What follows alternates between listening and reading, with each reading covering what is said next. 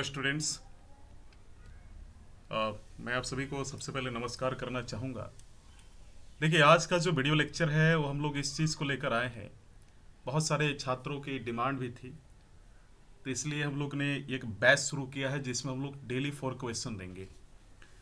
और ये जो क्वेश्चन होगा, जैसे मान लीजिए GS1 है, GS2 है, GS3 है, GS4 है। तो GS1 में टोटल कितने सिलेबस, टोटल कितने टॉपिक्स हैं, GS2 में कितने, GS3 में कितने, GS4 में कितने हैं। तो हम लोग लाइन बाय लाइन चलेंगे। मतलब एक दिन आपका यहाँ से एक एक क्वेश्चन उठाया जाएगा, फिर अगले टॉपिक से फिर इस क्रम में उठाया जाएगा क्वेश्चन। फिर अगले दिन जैसे मान लीजिए कि तीसरे नंबर पे GS1 में कोई टॉपिक है, GS2 में है, GS3 में है, GS4 सिलेबस में, तो उससे क्वेश्चन लाया जाएगा। वही अगले दिन फिर ऐसे किया जाएगा, चौथे दिन अगले टॉपिक से। मतलब एक क्रम क्रम के अनुसार हम लोग लाने की यहाँ पे कोशिश कर रहे हैं। साथ ही साथ यहाँ पे एक चीज़ आपको ध्यान देना है कि अभी मान लीजिए कि 3 महीने बाद आपका प्रीलिम्स से मेन, प्रीलिम्स के बाद जो मेंस का जो समय बचेगा उसमें 3 महीने के लिए क्वेश्चन है। उदाहरण के तौर पे थोड़ा सा समझ लेते हैं। 3 महीने का समय है, यानी आप मान लीजिए कि 90 डेज। 90 डेज तो आप करेंगे ना आंसर राइटिंग। अच्छा, उसमें भी आपको फुल टेस्ट सीरीज मिल ही रहा है हमारी तरफ से। साथ ही साथ अभी का जो है मान लीजिए कि आप सितंबर तक तो करेंगे, सितंबर 1 सितंबर तक। तो मान लीजिए कि इधर का हो गया जुलाई अगस्त सितंबर, यानी अब खुद कुल मिला जुला के अगर चलते हैं तो 5 महीना का समय आपके पास है। तो यानी 150 दिन। अब इंटू 4 कीजिए तो आप ये पाएंगे कि टोटल कितना क्वेश्चन आपको यहाँ पे मिल रहा है ना। अब देखिए यहाँ पे 800 के आसपास क्वेश्चन मिल रहा है। तो आप टेस्ट सीरीज के हिसाब से देखेंगे तो हम लोग इसमें 800 क्वेश्चन आपको दे रहे हैं। साथ ही साथ मान लीजिए बहुत सारे छात्रों के दिमाग में हो गए, अरे यार मान लो ले लेते हैं, प्रीलिम्स ही क्वालिफाई नहीं होगा तो फिर क्या होगा। देखिए, मैं आप सभी से निवेदन करना चाहूंगा, मान लीजिए आपके अंदर ये डर है कि प्रीलिम्स ही क्वालिफाई नहीं होगा, चलिए मान लीजिए नहीं होता है, तो ये जो है ना, ये टेस्ट सीरीज अगले साल के लिए आपके लिए बना रहेगा। समझ में आ रहा है आपको। अगर प्रीलिम्स क्वालिफाई कर जाते हो तो समझो कि मेंस को तो आपको मैं पार करवा दूंगा। लेकिन अगर मान लो प्रीलिम्स, जो कि कोई आपको हेल्प नहीं कर सकता, जो कि आप खुद हेल्प कर सकते हैं, खुद पढ़कर ही निकाल सकते हैं, आप मान लीजिए आप प्रीलिम्स नहीं निकाल पाते हैं, तो ये टेस्ट सीरीज आपका ऑन रहेगा, है ना। ये खत्म नहीं होगा, ये अगले साल तक चलेगा जब तक आपका मेंस न हो जाता है 22 का। समझ में आ रहा है आपको। साथ ही साथ इसमें क्या है कि हम लोग आपको एक कंफ्यूजन क्लास भी दे रहे हैं। जैसे मान लीजिए आपको बोल रहे हैं कि सर हमको थोड़ा हिस्ट्री में समस्या है, इसी पैसे में आपको सारा मिल रहा है।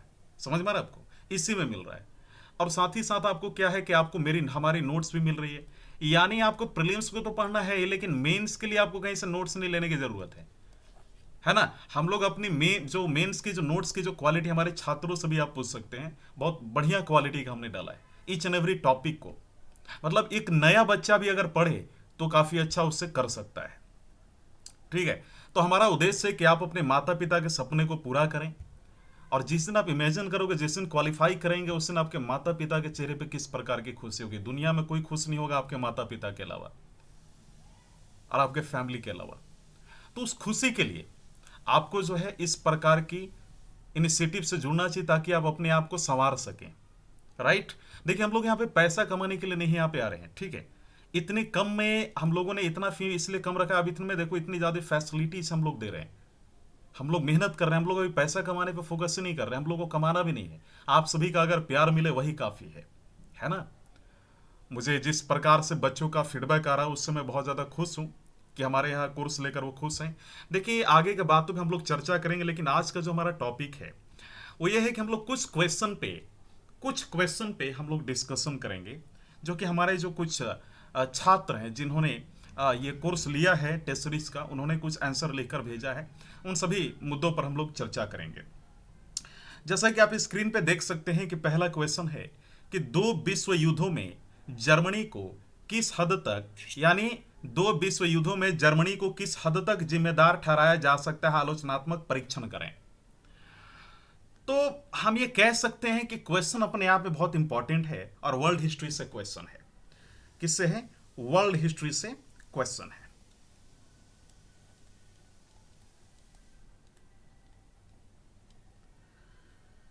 अब हमें देखना है कि क्वेश्चन हमारा ये जो है ये कितना इंपॉर्टेंट है और किस तरीके से हम लोग ये कर सकते हैं, किस तरीके से सॉल्व कर सकते हैं, और ये जो हमारे छात्र हैं इन्होंने किस तरीके से क्वेश्चन को सॉल्व किया। पहले तो समझिए कि हमारा सेंट्रल पॉइंट क्या है। तो दो विश्व युद्धों में जर्मनी को किस हद तक जिम्मेदार, यानी दो विश्व युद्ध, सेंट्रल पॉइंट। फिर जर्मनी को जिम्मेदार ठहराया जा सकता है, जिम्मेदार ठहराना और आलोचनात्मक परीक्षण करना। तो सबसे पहले तो हम लोग ये जो इंट्रोड्यूस करेंगे कि प्रथम और दूसरा विश्व युद्ध क्या है, ये मसला क्या है। तो सबसे पहले तो हम लोग इंट्रोडक्शन इसको देंगे। और एक चीज और ध्यान रखना है कि इनकी जो शब्द सीमा है यहाँ पे इन्होंने दिखाया नहीं है, 125 है, 8 मार्क्स का है। तो यहाँ पे हमें ध्यान देना है कि इन्होंने लिखा कि प्रथम विश्व युद्ध व द्वितीय विश्व युद्ध में जर्मनी की एक मुख्य भूमिका थी। हालांकि जिन परिस्थितियों में युद्ध लड़ा गया उसमें जर्मनी की भूमिका को तय करना आसान कार्य नहीं है। देखिए यहाँ पे इनकी जो थोड़ी सी बातें हैं अनसुलझी से आपको लग रही होगी। क्यों? क्योंकि इन्होंने यहाँ पे सस्पेंस डाला है, चूंकि के भी तरीका अच्छा होता है। इन्होंने सस्पेंस डाला तो अच्छा ही किया, लेकिन इसके अलावा भी बहुत सारी चीजें की जा सकती थी। आप यहाँ पे लिख सकते थे कि प्रथम विश्व युद्ध कब हुआ, 1914 टू 1918। यहाँ पे लिख सकते थे 1939, 1945, ऐसे दे सकते थे। और यहाँ पे लिख सकते थे कि जर्मनी जो कि एक हम कह सकते हैं कि सेंट्रल पावर में था, ध्रुवीय शक्ति में था, एक मुख्य भूमिका थी। तो हालांकि जिन परिस्थितियों में, तो इन्होंने जो लिखा यहाँ पे मैं देख रहा हूँ कि इन्होंने अंडरलाइन नहीं किया, इनको अंडरलाइन करना चाहिए था इंट्रोडक्शन में। इंट्रोडक्शन काफी अच्छा इनका लिखा गया है और इन्होंने लिखा है कि हालांकि जिन परिस्थितियों में युद्ध लड़ा गया उनमें जर्मनी की भूमिका को तय करना आसान कार्य नहीं है। यहाँ पे थोड़ा सा इन्होंने कंफ्यूजन करने की कोशिश की है, लेकिन मैं बोलूंगा कि ठीक है, ये तरीका अच्छा है, लेकिन यहाँ पे इनको दे देना चाहिए था कि मतलब जर्मनी का जो रोल है ना बहुत इंपॉर्टेंट है और उसमें आसान कार्य जैसी कोई बात ही नहीं आती है। एकदम सिंपल सा मैटर है, सिंपल सा मैटर है दैट जर्मनी अलग अलग देशों को अपनी जो अगल बगल के एरियाज है, जैसे जकोस्लाविया वाला एरिया, उस पर कब्जा करने की कोशिश कर रहा था। और ये हम कह सकते हैं, यहाँ पे ये भी लिख सकते थे कि बाल्कन्स जो हुआ था 1890s के आसपास या 1888 के बाद, तो बाल्कन्स का जो पूरा मुद्दा है जिसमें जेकोस्लाविया वाला जो कंट्री आता है, टोटल 12-13 के आसपास कंट्री आती है, उस सब के बारे में वो देख सकते थे। जो ये साउथ ईस्ट यूरोप में आती हैं कंट्रीज, छोटी छोटी कंट्रीज, उसके बारे में भूमिका दे सकते थे। आगे बढ़ते हैं। इन्होंने लिखा प्रथम विश्व युद्ध में, तो कब हुआ ये इनको लिखना चाहिए था, अंडरलाइन इन्होंने नहीं किया है। प्रथम विश्व युद्ध में जर्मनी ने ऑस्ट्रिया के पक्ष में युद्ध प्रारंभ किया, ओके। परंतु युद्ध में जर्मनी को उतरने का कारण ऑस्ट्रिया का जर्मनी के मध्य गुप्त संधि था, ओके। तो कौन सी संधि थी, ये उनको नाम देना चाहिए था। कौन सी संधि थी, ये इनको नाम देना चाहिए था। यहाँ पे थोड़ा सा मार खा गए, तो ये चीज इनको यहाँ पे थोड़ा सा इस चीज से बचना चाहिए था। अगला इन्होंने लिखा है, यदि जर्मन को जिम्मेदार माना जाए तो यह तर्क दिया जा सकता है कि ब्रिटेन द्वारा युद्ध टालने के हर संभव प्रयास को जर्मनी ने ठुकरा दिया, अपने लाभ के लिए युद्ध में प्रवेश किया। ठीक है, ऐसा इन्होंने कहा। अब हमें यहाँ देखना है कि ठीक है, इंट्रोडक्शन तो मसला समझ में आता है, आलोचनात्मक परीक्षण करने के लिए बोल रहा है। मतलब आपको अच्छाई तो लिखना ही है, बुराई भी आपको लिखना है। मतलब प्रथम विश्व युद्ध में जर्मनी के द्वारा क्या अच्छा किया गया, क्या बुरा किया गया, मतलब जो प्रथम विश्व युद्ध का जर्मनी के द्वारा जो मतलब उसमें जो रोल रहा कैसा रहा, कितनी खराब रही, कितनी अच्छी रही, है ना। वो रोल दिखाना था, क्योंकि यहाँ पे भूमिका की बात कर रहा है, जिम्मेदार ठहराना। लेकिन इन्होंने यहाँ पे किया नहीं है, सिर्फ हल्का फुल्का इन्होंने कॉमन सा फैक्ट देने की कोशिश किया है। उसी प्रकार यहाँ पे इन्होंने द्वितीय विश्व युद्ध में लिखा है कि इस बार की जर्मनी की परिस्थिति अधिक जटिल थी, उस पर हार का बोझ, आर्थिक और सैनिक प्रतिबंध, हिटलर को नेतृत्व में पानीपत, राष्ट्रीयता का मामला। ये ठीक है, लेकिन इतना कंटेंट काफी नहीं है। फ्रांस द्वारा क्षतिपूर्ति वसूलने की कठोर द्वितीय विश्व युद्ध में कारण बनी, हालांकि जर्मनी द्वारा उठाए गए कदम भी संतोषजनक नहीं थे। ठीक है, मतलब ये क्या होता है ना प्यारे छात्रों की, जो मतलब जो इनिशियल पीरियड में जो छात्र आंसर लिखते हैं उनका ऐसा थोड़ा होता है, लेकिन मैं बोलूंगा कि काफी बेटर कर रहे हैं। आंसर देखकर तो ऐसा ही लगता है। अतः दोनों ही युद्ध में सिर्फ जर्मनी को दोषी ठहराना किसी भी लिहाज से सही नहीं होगा, परंतु विश्व युद्धों का एक सबसे महत्वपूर्ण कारण जर्मनी ही था। देखिए, कंक्लूजन से मैं इनका संतुष्ट हूं, और भी कंक्लूजन बेटर बनाया जा सकता था। एक चीज और इनकी सबसे तारीफ लायक आप देख सकते हैं कि इन्होंने अतः लिखा है, मतलब ये सारा ऐसी जो कनेक्टर वर्ड्स है ना, ये जोड़ने की इन्होंने प्रयास किया है। मतलब ये टॉपिक से भटके नहीं है, भले कंटेंट की इनकी कमी है, भले कंटेंट की इनकी कमी है ना। तो एक चीज हम बोलेंगे सबसे पहले कि इनका ये भी कर सकते थे कि एक डायग्राम बना सकते थे यूरोप का, जिसमें दिखा सकते थे जर्मनी कहाँ पे है, इन्होंने फ्रांस का नाम लिया, फ्रांस कहाँ पे है, ऑस्ट्रिया कहाँ है ना। तो इस प्रकार का एक कर सकते थे, अंडरलाइन कर सकते थे, बुलेट पॉइंट में लिख सकते थे। हालांकि इनको मालूम होगा या नहीं भी मालूम, अगर मालूम होगा फिर भी अगर ये बुलेट पॉइंट में नहीं लिख पाए तो इसका मतलब इनको कहीं ना कहीं अपने आंसर पे कॉन्फिडेंस नहीं होगा, या ये हो सकता है कि जब ये आंसर लिख रहे हो तो कहीं ना कहीं इनको ये मालूम ना हो कि बुलेट पॉइंट्स में लिखा जाता है। कुल मिला जुला के इन्होंने बहुत अच्छी कोशिश की है इंट्रोडक्शन बॉडी का और कंक्लूजन का, यानी परिचय, संदर्भ और निष्कर्ष की पूरी मतलब हम कह सकते हैं एक बनाकर इन्होंने रखा है ना, मतलब वो एक लय बना हुआ है, हम ये कह सकते हैं। तो देखिए एक चीज और ध्यान देना है कि जब भी आंसर लिखें तो कभी भी गलती से भी इधर कोई वर्ड ऐसे ना करें। यहाँ पे देखिए ये जो मार्जिन होता है ना, मार्जिन के इधर आपको कुछ नहीं करना है। कभी भी आंसर लिखते समय ऊपर ओम अल्लाह ऐसा मत लिखेगा 786, ये बहुत गड़बड़ा देगा। कोई साइन देने की कोशिश मत कीजिएगा। कभी भी अगर मान लीजिए क्वेश्चन आपको मिल गया तो आंसर शीट में डायरेक्ट आंसर लिखो क्वेश्चन नंबर लिखकर, और क्वेश्चन नंबर इधर लिखो मार्जिन के इधर। मान लीजिए इन्होंने लिखा, अब आप बोलेंगे सर इसको कैसे लिखा जा सकता है। सिंपल सा तरीका है, हम लोग इसको लिख सकते हैं कि 28 जुलाई 1914 से 11 नवंबर 1918 तक चले प्रथम विश्व युद्ध को महान युद्ध के नाम से जाना जाता है।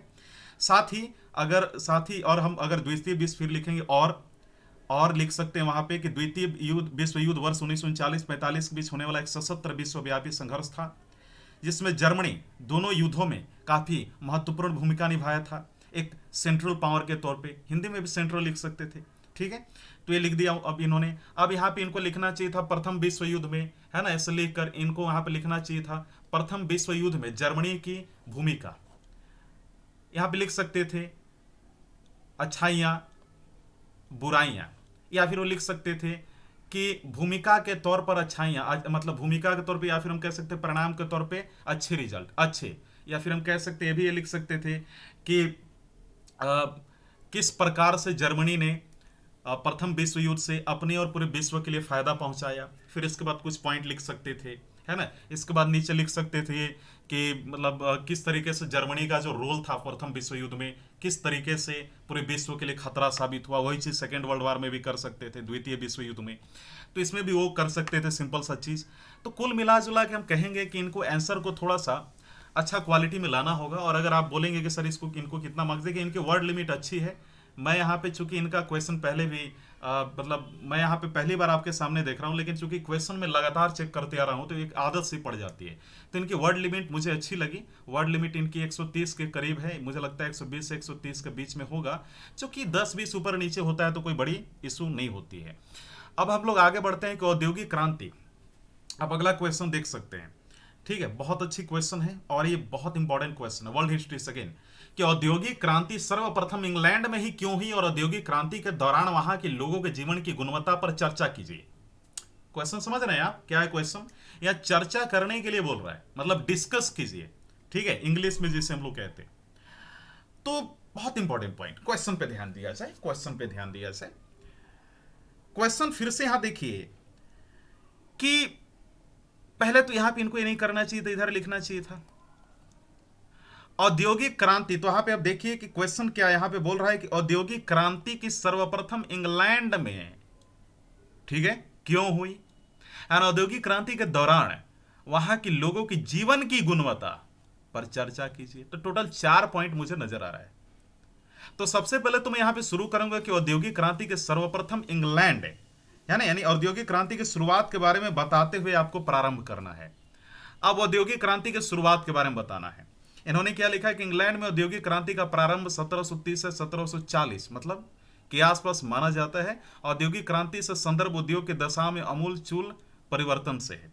देखिए मैं आप सभी से एक चीज बोलना चाहूंगा, ठीक है, लेकिन यहाँ पे आप अगर एग्जैक्ट डेटा ना मालूम हो तो कृपया करके न लिखें आप, ठीक है। हाँ आप लिख सकते हैं जैसे उत्तरार्ध है ना, या फिर मध्य 18वीं शताब्दी के बाद। तो मध्य 18वीं शताब्दी बोलते हैं तो 1750 के बाद, और हुआ भी सही में था, मतलब हुआ भी था 1750 के बाद ही हुआ था। तो आप मतलब इसी के आसपास लिए इन्होंने, ठीक है, लेकिन आप अगर जब डेटा एग्जैक्ट ना मालूम हो तो ना लिखें। ये आपकी पूरी, आप कह सकते हैं कि पूरा ब्लंडर कर रहे हैं आप, ये पूरा आंसर का ऊपर नीचे कर सकता है पूरी तरीके से। तो ये कृपया करके इस पे ध्यान दें। अच्छा, इन्होंने मुझे एक चीज इनकी बहुत अच्छी क्या लग रही है कि इन्होंने बहुत लिमिटेड वर्ड में इंट्रोडक्शन को बहुत अच्छा बनाने की कोशिश किया है। यह बहुत कम छात्रों में देखा जाता है। तो आप देखिए कि 18वीं शताब्दी के उत्तरार्ध में आर्थिक और तकनीकी क्षेत्र में, उत्तरार्ध मतलब क्या होता है, मतलब 1850 या 1870 के बाद, तो तकनीकी क्षेत्र में व्यापक परिवर्तनों के कारण घरेलू उत्पादन प्रणाली का स्थान कारखाना उत्पादन प्रणाली ने ले लिया, ऐसा लिख सकते थे। ये भी लिख सकते थे कि इन परिवर्तनों से आधुनिक व्यापार प्रणाली का विकास हुआ और उत्पादन और व्यापार में अप्रत्याशित वृद्धि हुई, जिसे औद्योगिक क्रांति की संज्ञा दी जाती है। लेकिन मैं इनके इंट्रोडक्शन से बाय एंड लार्ज खुश हूं, क्योंकि ऐसा बहुत कम देखने को मिलता है कि कोई शुरुआती दौर में छात्र इतना अच्छा इंट्रोडक्शन लिखे। आगे बढ़ा जाए। यहाँ पे इनकी आंसर मुझे काफी अच्छी लग रही है, क्योंकि इन्होंने आंसर को बुलेट पॉइंट में दिया है। इंग्लैंड में ही क्यों, बहुत अच्छी बात है। तो इन्होंने लिखा, यहाँ पे हम लोग शुरू कर सकते थे, मेरी राय बोलेंगे तो हम बोलेंगे कि विषय वस्तु के पहले भाग में हम इंग्लैंड में औद्योगिक क्रांति के शुरू होने के कारणों पर चर्चा करेंगे। इन्होंने सही किया है कि इंग्लैंड में ही क्यों, बहुत अच्छी बात।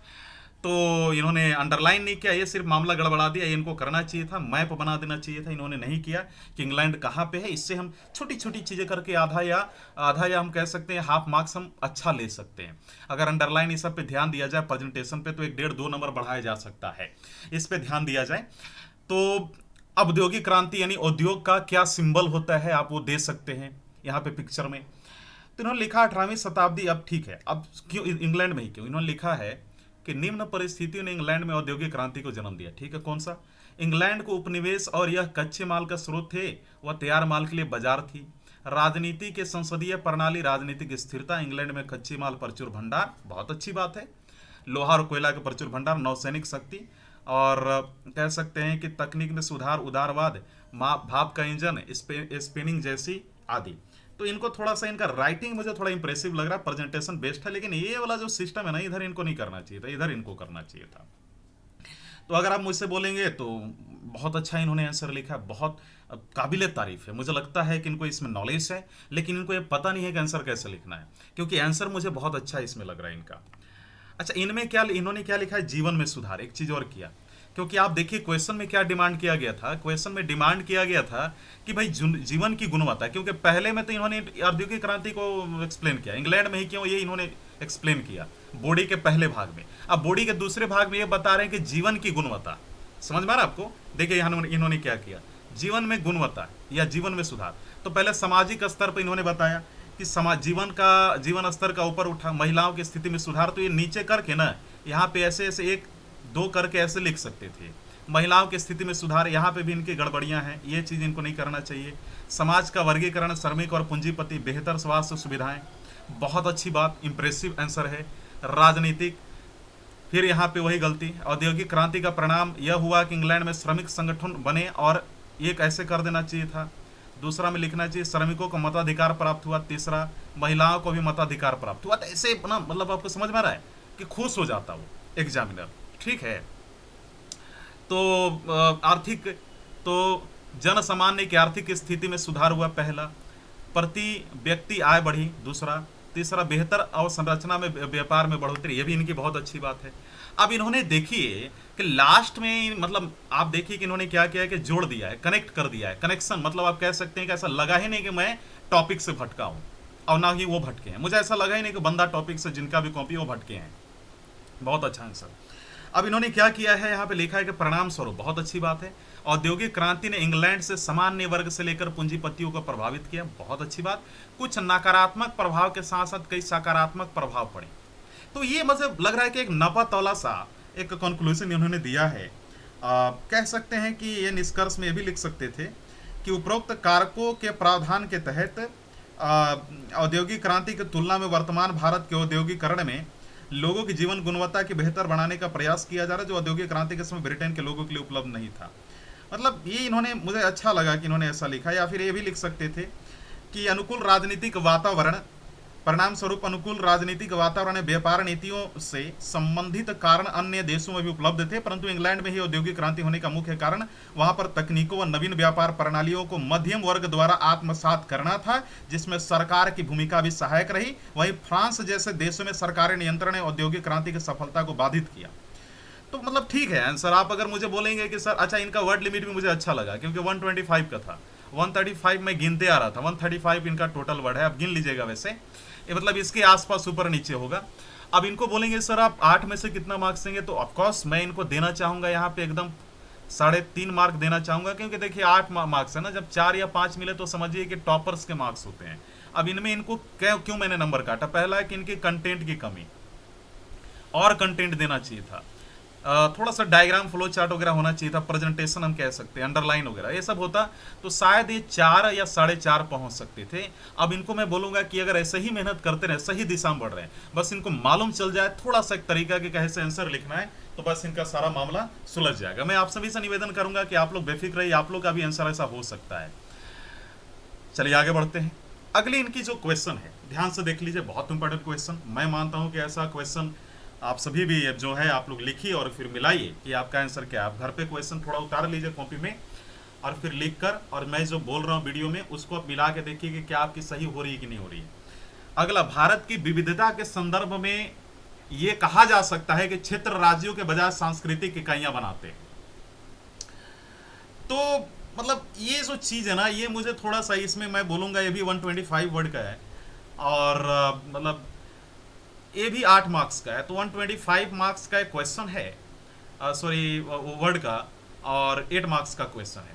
मैं आप सभी के लिए खुशखबरी बताना चाहता हूँ, मुझे अभी तुरंत मालूम चला कि आप सभी के लिए हम लोग डेली 4 क्वेश्चन एक्सप्लेन करेंगे, जो आप डेली वीडियो देखेंगे कि आंसर कैसे लिखा जाता है, जिससे आपको एक आइडिया लग पाए। तो डेली 4 क्वेश्चन पोस्ट किया जाएगा, जो बच्चे हमारे पास सेंड करेंगे उनको लाइव में सॉल्व कर, ये लाइव आपको चेक करके दिखाऊंगा, ठीक है। तो चलिए, भारत की विविधता के संदर्भ में क्या ये कहा जा सकता है, तो भारत की विविधता सेंट्रल पॉइंट, केंद्र बिंदु, कि क्षेत्र राज्यों, ठीक है, सांस्कृतिक इकाइयां बनाते हैं। तो संदर्भ में क्या, ये आप समझ में आ रहा है, मतलब यहाँ पे भारत की विविधता, क्षेत्र राज्य और सांस्कृतिक इकाई, तो भारत की विविधता के बारे में लिखना चाहिए था यहाँ पे। तो भारत यहाँ पे फिर अंडरलाइन इन्होंने नहीं दिया है।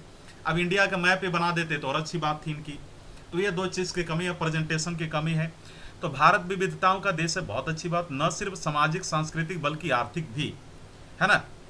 चलिए, बहुत अच्छी इन्होंने लिखा है, मतलब इन्होंने बहुत शॉर्ट में ही मामला निपटा दिया है, लेकिन इनको और लिखना चाहिए था, है ना, कि भारत में यहाँ पे इन्होंने जो दिया है 2-3 लाइन और हम कह सकते हैं कि लिखा जा सकता था। खैर कोई नहीं, इनकी जिस प्रकार की चीज़ है, मुझे अच्छा लगा कि इन्होंने वो चीज़ दिखाने की कोशिश किया है, और मतलब अच्छा है इनका, मतलब बहुत अच्छा इन्होंने दिखाने की कोशिश की। अब आगे बढ़ा जाए थोड़ा सा। इन्होंने लिखा कि यदि यह बात मान ली जाए कि भारत, देखिए पहले तो इन्होंने बुलेट पॉइंट में नहीं दिया, आप लोग देख रहे हो क्या, बुलेट पॉइंट में देना था ना, इन्होंने नहीं दिया है, तो यहाँ पे इनकी थोड़ी सी मिस्टेक, यानी मुझे लगता है कि ठेल ढकोल के आंसर लिख रहे हैं। देखिए ये तब होता है ना, जब आप आंसर लिखते लिखते थक जाते हो, तब आप ऐसा लिखना शुरू करते हो। मैं बताऊँ, हमारे एक मित्र थे जो बोलते थे, अभी खुद SDM है, वो बोला करते थे कि यार मैं जब कॉपी लिखता था ना, जब आंसर, तो एक एक दिन में मैं 2-2 पेपर लिखा करता था, 20-20 40-40 क्वेश्चन, हाथ की उंगलियां सूज जाती थी, है ना, दाग बन जाते थे पेन के वहां पे, ऐसे वो बोलते थे। तो आगे बढ़ते हैं। देखिए, हमें समझना होगा कि यहाँ इन्होंने लिखा यदि यह बात मान ली जाए कि भारत सांस्कृतिक इकाइयों में विभाजित है तो कोई अतिशयोक्ति नहीं होगी। मतलब इन्होंने कॉमन लिखने का कोशिश किया। उदाहरण के लिए, स्वतंत्रता के बाद भारत में राज्यों का पुनर्गठन भाषाई आधार पर हुआ, न कि प्रशासनिक। उत्तर की संस्कृति और भाषा, रंग, विचार, प्रथाएं, यहाँ तक आर्थिक स्थिति दक्षिण की संस्कृति में पूर्णतः भिन्न है। इसी प्रकार पूर्व या पश्चिम संस्कृति में प्राप्त भिन्नताएं हैं। इन आधारों पर यह कहा जा सकता है कि भारत के राज्य एक सांस्कृतिक इकाई बनाते हैं। देखिए, आपको एक चीज समझना होगा, यहाँ पे इन्होंने आप जो आंसर लिखा है, तो मतलब आप ये समझ सकते हैं कि इनकी जो आंसर है, जो आंसर लिखने की जो प्रक्रिया है, उससे अगर आप मुझे बोलेंगे सर इनको कितना नंबर दिया जाए, तो इसको देकर मैं बोलूँगा कि मैं इनको हाफ नंबर दूंगा, क्योंकि ये थोड़ा इंप्रेसिव आंसर मुझे नहीं लगा। तो मैं ये कह सकता हूँ कि इनमें इनको हाफ नंबर या 1 नंबर हम दे सकते हैं। इनमें क्या कर सकते थे, बुलेट पॉइंट में लिख सकते थे। कंटेंट की बहुत बेजोड़ कमी मुझे देखी, कंटेंट की बहुत ज़्यादा कमी है, कंटेंट इनको अच्छा रखना चाहिए था। एंड मैप, जैसे डायग्राम आप कह सकते हैं, अंडरलाइन इन्होंने नहीं किया, बुलेट पॉइंट्स में नहीं लिखा। तो ये थोड़ी छोटी छोटी चीज़ें थोड़ा इरिटेट कर सकती है एग्जामिनर को। तो इन सभी चीज़ों पे हमें ध्यान देना होगा, कहीं हमसे कुछ गलतियाँ तो नहीं हो रही हैं। अब आप बोलेंगे कि सर आप भारत की विविधता पे क्या बोलेंगे। देखिए, मैं यही कहूँगा कि भारत की विविधता पे आप मुझे बोलेंगे, अब मुझे ये बोलेंगे सर इसको कैसे आंसर को लिखा जाए, तो मैं आपको एक ही चीज़ बोलूँगा। ऊपर चलते हैं, मैं यहाँ लिखूँगा कि भारत एक विविधतापूर्ण देश है। बहुत अच्छी बात है, इनके जैसा ही। इसके विभिन्न भागों में भौगोलिक अवस्थाओं, निवासियों और उनकी संस्कृतियों में काफ़ी अंतर है। कुछ प्रदेश अफ्रीकी रेगिस्तान जैसे तप्त और कुछ शुष्क, तो कुछ ध्रुव प्रदेश के भांति ठंडे हैं। कहीं वर्षा का अतिरेक है तो कहीं उसका नितांत अभाव है। तमिलनाडु, पंजाब, असम के निवासियों को एक साथ देकर उन्हें एक नस्ल या संस्कृति का अंग नहीं मान सकते, क्योंकि तमिलनाडु, पंजाब और असम के लोगों को देखें तो चेहरे में थोड़ा सा ना वो थोड़ा डिफरेंट दिखते हैं, तो हम उसको लेकर नहीं मान सकते हैं। ये भी हम लिख सकते हैं कि देश के निवासियों के अलग अलग धर्म, ठीक है, विविधतापूर्ण भोजन और वस्त्र उतने ही भिन्न है जितनी उनकी भाषाएं और बोलियां। तो ऐसा हम लिख सकते थे, है ना। तो यहाँ पे ये चीज़ थोड़ी सी मुझे कमी दिखी। तो यहाँ पे हो गया। अब भारत की विविधता की अगर आप बालेंगे, यहाँ पे आपने लिख दिया, तो मुझे बॉडी में दो चीज़ों को लेकर चलना है, ठीक है। बॉडी में मुझे दो चीज़ों को लेकर चलना है कि भारत की विविधता और सांस्कृतिक इकाई, ठीक है। तो ये चीज़ मुझे लेकर अब चलना होगा।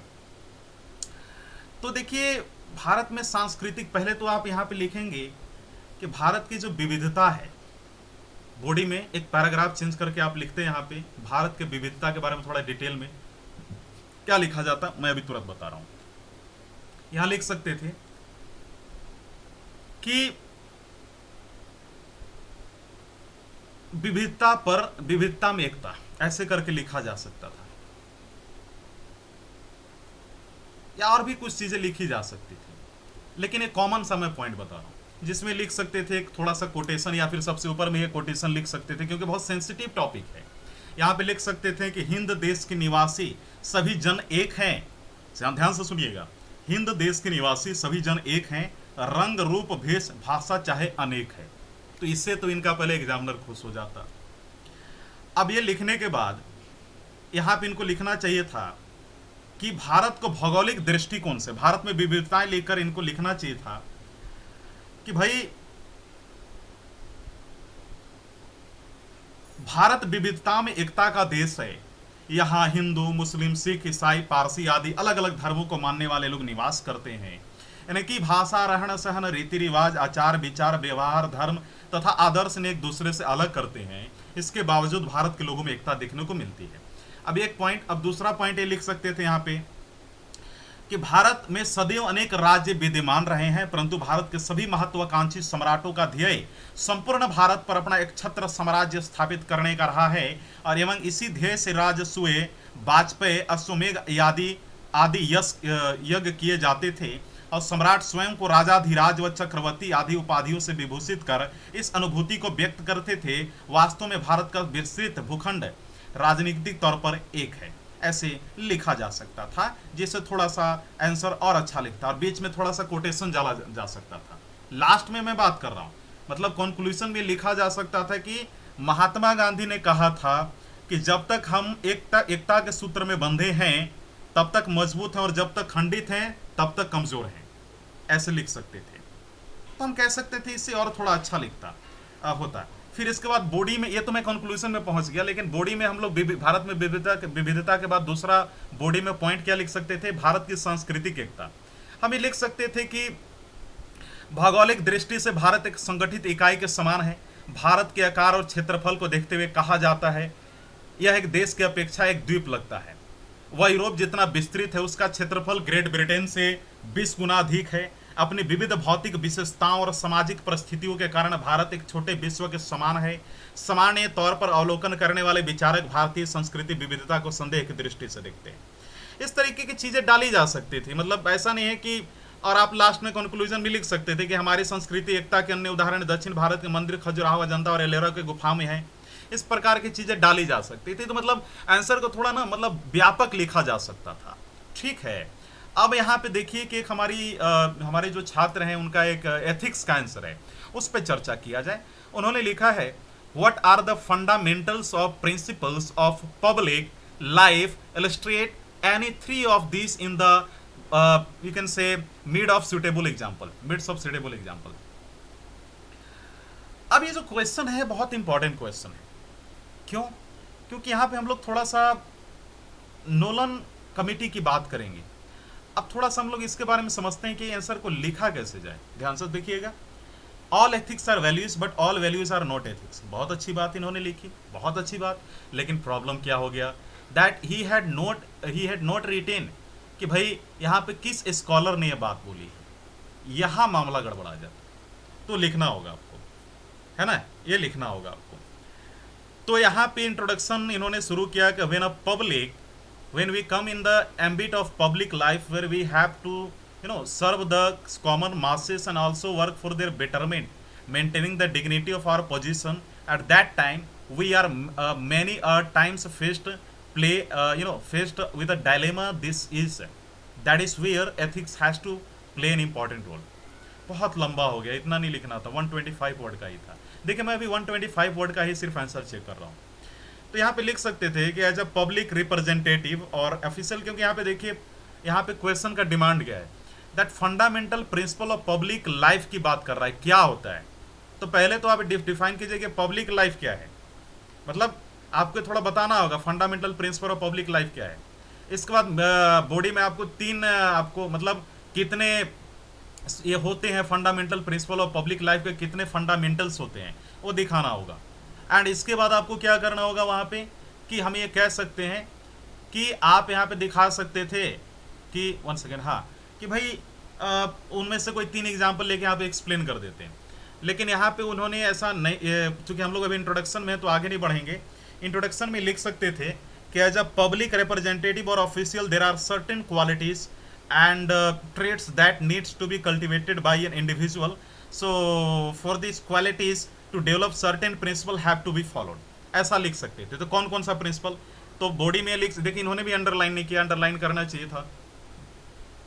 इन्होंने लिखा है for we need to work keeping in mind the social values and also the premial values, none can be sacrificed for another. Therefore it is necessary for a public servant to follow certain fundamentals of public life. They are listed below. Now देखिए एक चीज़ आपको समझना होगा, इतना लंबा introduction लिखने की ज़रूरत नहीं थी, बट यहाँ से मैं इंप्रेस हूँ कि इन्होंने बहुत समझाने की अच्छे से कोशिश की है। लेकिन इसको यही तो एक अधिकारी की भूमिका होती है, आंसर राइटिंग की यही तो कला होती है कि आप कैसे 100 शब्दों को मात्र 10 शब्दों में कन्वर्ट कर सकते हैं। यही तो कला है ना, यही कला है। तो इन्होंने क्या लिखा कि accountability, honesty, leadership, team work, integrity, quick decision making ability, openness. यहाँ पे ठीक है, लेकिन थोड़ा सा ना ये चीज़ यहाँ पे मतलब जम नहीं रही है कि मतलब ये क्या है। यहाँ पे आपको थोड़ा सा मतलब ये थोड़ा सा यहाँ पे इनका मैं बोलूँगा कि आंसर में कहीं ना कहीं मुझे थोड़ी सी ये दिख रही है। तो जैसे आपको मालूम होगा, सारे प्यारे बच्चों को मैं बोलना चाहूँगा कि नोलन कमेटी बैठी थी, आप सभी को मालूम होगा, उसमें बताया गया था फंडामेंटल ऑफ पब्लिक, जो हम कह सकते हैं यहाँ पे क्वेश्चन जैसा बोल रहा है fundamental of principal of public life. तो उनमें उन्होंने 7 चीज़ों को उस कमेटी में चर्चा की गई थी, ठीक है। तो मतलब आप इस आंसर को ये लिख सकते थे कि भाई बॉडी में लिखते समय आप ये लिख सकते थे कि the Nolan committee promotes 7 principle of public life, ठीक है, that serve as a guide for civil servant, ऐसा ही लिख सकते थे। बट यहाँ पे अब देखिएगा इन्होंने 7 तो लिखा, लेकिन आप यहाँ पे देखिए कि क्या वो 7 तो मैच कर रहा है जिसने नोलन कमेटी ने बोला था। तो नोलन कमेटी ने बोला था selflessness, integrity, objectivity, accountability. Integrity तो इनका दिख रहा है और अकाउंटेबिलिटी दिख रहा है। इसके बाद ओपननेस, ठीक है, दिख रहा है इनका। ऑनेस्टी भी इनका दिख रहा है, ठीक है। एंड बस यही, इन्होंने आगे नहीं लिखा, मतलब बाकी यहाँ पे चीज़ें मतलब जम नहीं रही है। मतलब यहाँ पे ये क्विक डिसीजन वाला थोड़ा फार्मूला इन्होंने अपने से डाला है, टीम वर्क इन्होंने अपने से डाला है, लेकिन नोलन कमेटी में सिंपली चीज़ें बोली गई थी कि सेल्फलेसनेस होनी चाहिए, इंटीग्रिटी होनी चाहिए, ऑब्जेक्टिविटी होनी चाहिए, अकाउंटेबिलिटी, ओपननेस, ऑनेस्टी, लीडरशिप, ये सारी चीज़ें होनी चाहिए। तो इन्होंने नहीं किया, लेकिन इनमें से आप 3 कोई चूज कर सकते हैं। जैसे सबसे हार्ड आपको कौन लग रहा होगा? अब जैसे मैंने बोला सेल्फलेसनेस, तो मैं सेल्फलेसनेस ले सकता हूँ, चूँकि इन्होंने क्या किया है। अब इन्होंने नीचे क्या ले, मैं थोड़ा देखना चाहूँगा। इन्होंने अकाउंटेबिलिटी को समझाया है, द 3 फंडामेंटल, क्योंकि 3 ही ऊपर बोला गया था कि सुटेबल एग्जाम्पल के साथ समझाइए। Along with examples are stated below. Accountability, it is very important for a civil servant, ठीक है, बहुत अच्छी बात है। और rather a public servant to have this virtue, accountability brings with it a sense of responsibility and righteousness. An officer who is accountable for his action will always think for the society and also help the moral values first rather than her self interest. बहुत अच्छी बात। देखिए मैं यहाँ पे ये कहना चाहूँगा, इन्होंने यहाँ पे इतना लंबा चौड़ा लिख दिया, an officer placed in department where several, इतना लंबा लिखना ही नहीं है। मतलब ठीक है, आपने समझाने की कोशिश की है। इन्होंने लिखा है come to collect their pension, and honest officer who is accountable for the action will make sure that name of them have नहीं राइट, ये इन्होंने एग्जाम्पल भी बेटर दिया है और बहुत अच्छा टॉपिक भी उठाया, लेकिन आप बोलेगे सर आप इसको कैसे लिखते, इसमें क्या होना चाहिए था। देखिए मैं पहले बोलूँगा, होना चाहिए था यहाँ पे सिंपल लैंग्वेज में, इतना जाने की जरूरत ही नहीं थी कि होल्डर्स ऑफ, क्योंकि हमें वर्ड लिमिट भी ध्यान देना है, होल्डर्स ऑफ पब्लिक ऑफिस, ठीक है, public office are accountable for their decisions, जो डिसीजन लेते हैं उसकी जिम्मेदारियां उनके ऊपर होती है, and action to the public, जो पब्लिक के लेकर करते हैं, and must submit themselves to whatever scrutiny is appropriate to their office, ये कर सकते हैं।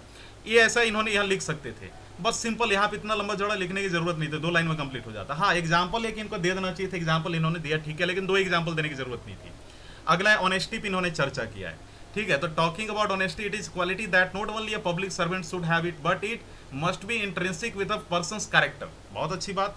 तो मैं यहाँ पे कहना चाहूंगा कि भाई यहाँ पे लिखा जा सकता था कि holders of public office have a duty to declare any private interest relating to their public duties to take steps to resolve any conflicts arising in a way that protects the public interest. बाकी a very common noticed and experienced example is that taking bribe. तो इतना नहीं लिखना चाहिए था इनको, सिर्फ bribe लिख सकते थे एग्जाम्पल में, the practice of taking bribe। अब ये इतना ही लिखने की जरूरत नहीं थी, सिर्फ bribe इनफ था, है ना, सिर्फ bribe, क्योंकि वैसे समझ जाता है, आपको वर्ड लिमिट पे भी तो ध्यान देना है, एंड एग्जामिनर को सारी चीजें मालूम है, उसको हिंट चाहिए कि आपके पास नॉलेज है कि नहीं, कम शब्दों में आपको दिखाना है ना। इन्होंने अगली लीडरशिप के बारे में लिखी है, तो ठीक है, यहाँ पे सिंपल लिख सकते थे कि holders of public office should promote and support this principle by leadership with example and example। इन्होंने क्या किया है कि leadership quality is very important for any public servant, ये लिखने की जरूरत नहीं थी, ये बच्चों जैसा लगता है। He is interested the task of working for betterment of public which is not possible without a team work, and to leadership quality will help the officer in charge to propagate his team in the right direction. ठीक है, मतलब ठीक है, इन्होंने अच्छी चीज़ें लिखी, लेकिन बहुत ज़्यादा है, मतलब इतनी ज़रूरत नहीं है। अच्छा, यहाँ पे आप कह सकते हैं कि कंक्लूजन इन्होंने नहीं लिखा है, एंड ये सबसे बड़ा ब्लंडर होता है छात्रों के द्वारा, और यहाँ पे इनको बुलेट में लिखना चाहिए था। हाँ, यहाँ पे भी डायग्राम बनाया जा सकता था, जैसे कि यहाँ पे लिखा जा सकता था नोलन कमेटी लिखकर the fundamental principles of public life by recommended by Nolan committee, ऐसे करके ऐसे ऐसे बनाया जा सकता था, क्योंकि 7 उन्होंने दिया था ना, तो ऐसे करके 1 2 3 4 5 6 7 यहाँ पे सेल्फलेसनेस ऐसे ऑनेस्टी करके लिखा जा सकता था, तो इससे एक इंप्रेशन जमता है, मतलब कम शब्दों पे आप अच्छा दिखा रहे हो। आप बोलेंगे सर आप थोड़ा बताइए कि कंक्लूजन में क्या लिख सकते हैं। सिंपल है, हम यहाँ पे लिख सकते हैं कि some of the conclusion have general application across the entire public service, right. So the entire public service which can be add on over and above the 7 principles of public service, simple लिख सकते थे। तो मुझे उम्मीद है कि आज की वीडियो, आप इनको बोलेंगे कि सर आप कितना मार्क्स देंगे 8 में से, तो देखिए मैं, चूंकि इन्होंने कुछ फैक्ट को छोड़ा है, लेकिन इनका ओवरऑल आंसर ठीक था, कंक्लूजन भी छोड़ा इन्होंने, मैं कहूँगा कि 8 में से आप बोलोगे तो मैं इनको 1.5 मार्क्स दूंगा। मतलब ये चीज़ मुझे बहुत अच्छी लगी है। देखिए मैंने जो टॉपर्स की कॉपियाँ हैं वो भी मैंने देखी, बहुत सारे टॉपर्स की कॉपी को मैंने एनालाइज किया, जो कैसे कमीशन में कॉपी चेक होता है उसको मैंने खुद देखा है कि किस तरीके से कॉपी चेक होती है, तो एक लंबा अनुभव रहा है, उसके बिहाफ पे कह रहा हूँ कि 1.5 मार्क्स इनको बहुत अपने अंदर इंप्रूवमेंट करने की ज़रूरत है। इसी के साथ मैं आप सभी को बोलना चाहूँगा कि धन्यवाद कि आपने इतना सारा समय इन्वेस्ट किया, और बाकी जो बेनिफिट आप हमसे उम्मीद करते हो सारा आपको यहाँ से मिलेगा। वीडियो देखने के लिए धन्यवाद।